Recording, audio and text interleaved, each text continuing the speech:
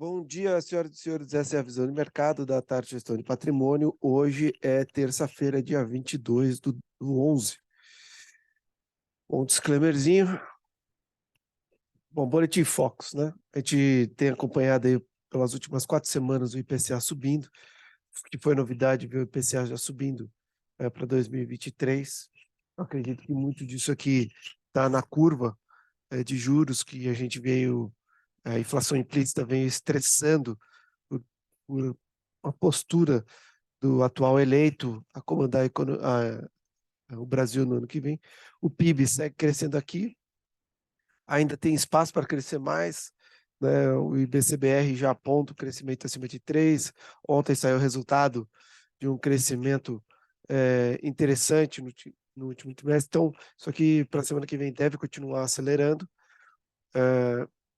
Crescimento estável para o ano que vem. Isso aqui que foi a grande novidade do Boletim Focus dessa semana, interrompeu aí uma alta forte, uma sequência forte de estabilidade para o câmbio, e aí a gente já vê o câmbio aumentando, 0,05, mas 0,05. No entanto, alta do câmbio é pressão em última instância aqui, então não é bom. E a gente ainda segue uma estabilidade da expectativa da Selic para o final do ano, muito pelo que a gente já conquistou em termos de diferencial entre Selic e inflação, tá? Como a gente vê aqui, né? Esse diferencial aqui, essa conquista aqui, é que está mantendo por hora essa estabilidade na expectativa da inflação. A gente pode ver que nas demais regiões ainda tem um diferencial muito maior em relação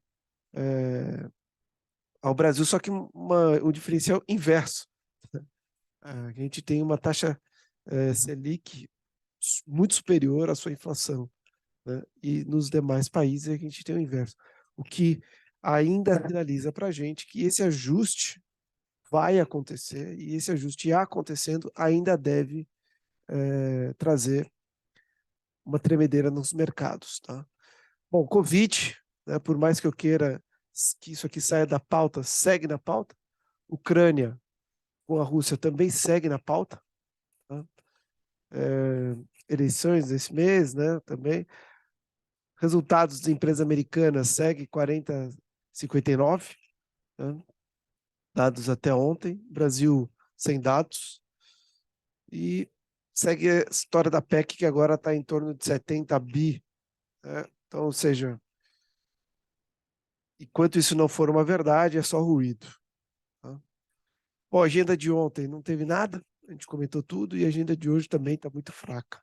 A gente não deve ter muitas surpresas vindas por essa, por essas bandas.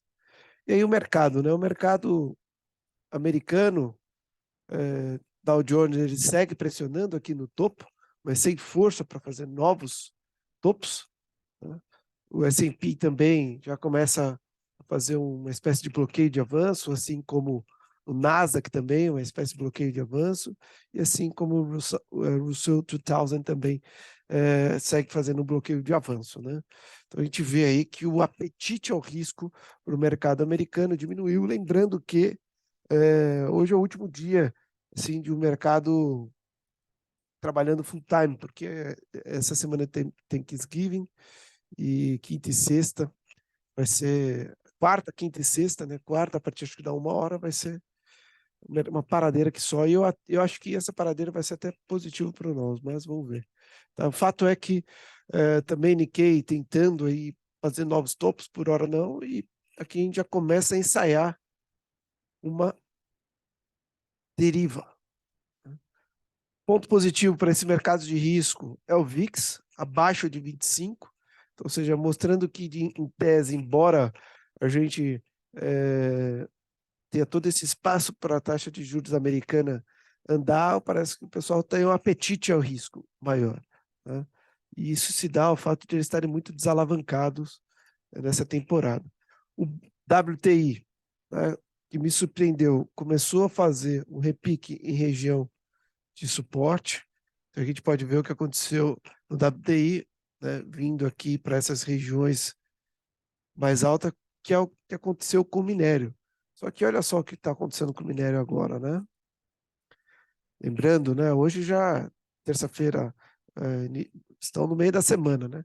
Batendo cabeça aqui numa posição de resistência, ou seja, dado esse problema de Covid, dada a recessão no mundo, nos Estados Unidos que é dado, em alguns lugares da Europa, então parece que o apetite de minério de ferro também pode ser diminuído, pode ter sido exagerado, foi um trade, um timing aqui, né? Pegou nessa região de suporte e levou lá para cima.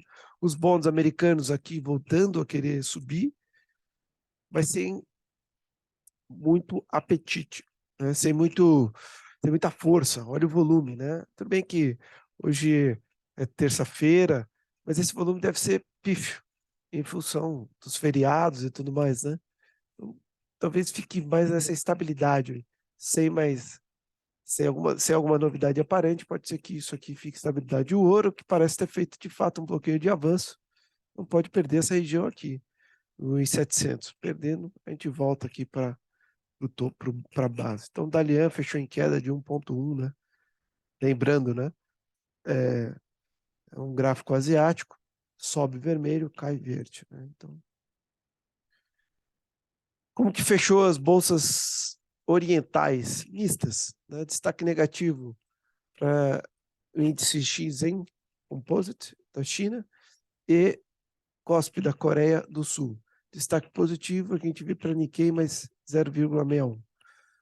Os índices europeus, nesse momento, atuam em alta, destaque positivo para a Bolsa da Espanha, sobe 1,25. Os futuros americanos também sobem, destaque positivo na hora, nesse momento, por S&P com 0,15. A gente vê o VIX abaixo do 25, positivo. A gente vê o 10 anos ainda abaixo de 3,80. Né? A ideia é que isso aqui volte. Lembrando que isso aqui já foi 2, tá? Então, a ideia é que ele volte para esse patamar aqui de 2. Tá? Vamos ficar de olho, mas está mais próximo de 3,80 que 3,70. Tá? Bitcoin perde o 16 e o Ethereum briga acima dos $1.000. Né? E aqui? Aqui a gente, em novembro, ainda com a cabeça debaixo da água, né, teve um dia positivo no de ontem, ainda ficamos com 5,42% de queda no mês, porém no ano caindo 4,7%. E que os estrangeiros estão esperando o nosso mercado futuro de índices. Eles têm um estoque positivo e ontem fizeram uma manutenção na venda. Eles diminuíram um pouco esse estoque positivo. Já os nacionais têm um estoque negativo e também reduziram esse estoque ontem. Compraram um pouco, né? Não à toa. Ontem ficamos positivos aqui, né? Os nacionais comprando um pouco mais do que os estrangeiros. Não o suficiente, né? Mas até que fechamos positivos aqui o índice. E o dólar? O dólar, os estrangeiros têm um estoque positivo e ontem aumentaram essa posição. Os nacionais têm um estoque negativo e também aumentaram essa posição, né? Ontem venderam bem dólar futuro os investidores nacionais. E a gente aqui, olha, né? Numa região de stop, de suporte, olha o que aconteceu. Olha o que está acontecendo, né? E aqui, né, a gente também tem uma região de suporte, olha para o dólar. Uma briga aqui. Bom, se eu for olhar para o final do ano, sem notícias políticas, é aqui. Né? E o dólar para cá, novamente. Porém, a Mercadante falou que segunda-feira ia ser anunciado os nomes. Segunda-feira, Glaze falou que os nomes para os ministérios serão anunciados semana que vem. Lula tá no pós-operatório, enfim. Tá uma confusão. E o que está mostrando aqui, ó, o índice do DI futuro, né, que mede o F25,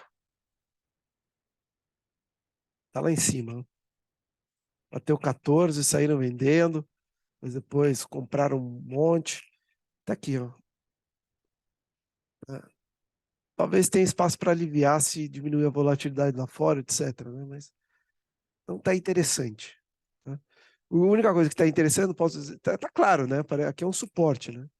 Tecnicamente falando, testou o suporte, agora a gente precisa ver se vai superar esse topo aqui, enfim, buscar o 114. Mas eu, por hora, estou com a vela recolhida, tá? Petro e Vale caíram 0,16, ontem os demais ativos subiram 1%, no agregado o IBX100 subiu 0,84, né? Volatilidade ainda elevada, 0,30, fechou o DI, o que justifica a variação dos ativos. Volatilidade ainda segue alta em alguns mercados em relação à média. Os destaques das maiores altas, as maiores quedas do dia, CPLE subiu 22%. Foi forte ontem, né? Bem forte. Tá? Vocês olharem, nada de novo aqui, né? A volatilidade do Fixa 11 é que sobe muito ainda. Né? A volatilidade do ouro também subiu bastante. Saldo BTC agora atualizado, um pequeno alívio, né? Um pequeno alívio no mês. Vamos ver se isso dá um sinal mais positivo para a Bolsa, mas segue um pequeno alívio. Né? Os mais alugados, os mais devolvidos e o estoque aqui, então ficar de olho.